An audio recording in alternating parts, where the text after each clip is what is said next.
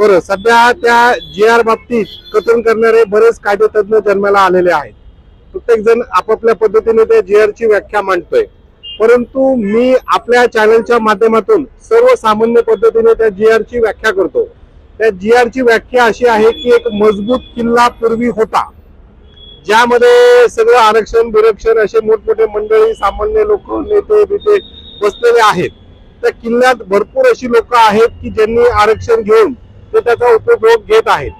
हा जी आर म्हणजे मनोज जरांगे पाटील यांनी त्या किल्ल्याचा दरवाजा तोडलेला आहे.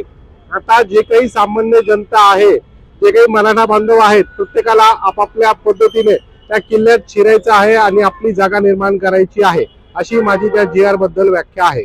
दुसरी गोष्ट, या जी आर नंतर बरेच लोक जे कोर्टात गेलेले आहेत तर त्या जी आरच्या विरोधात जाणार आहेत. तर माझे परम मित्र ॲडव्होकेट गणेश मस्के यांनी सध्या नुकतंच या बाबतीत एक केविट दाखल केलेला आहे. याशिवाय सदावर्त जो काढा करतोय त्या काढ्यांना उत्तर देण्यास आम्ही दोघेही खंबीर आहोत. तरी जे जे आर आला आहे त्याच्यावर मराठा बांधवांनी आनंद व्यक्त करावा अशी मी त्यांना विनंती करेल. धन्यवाद.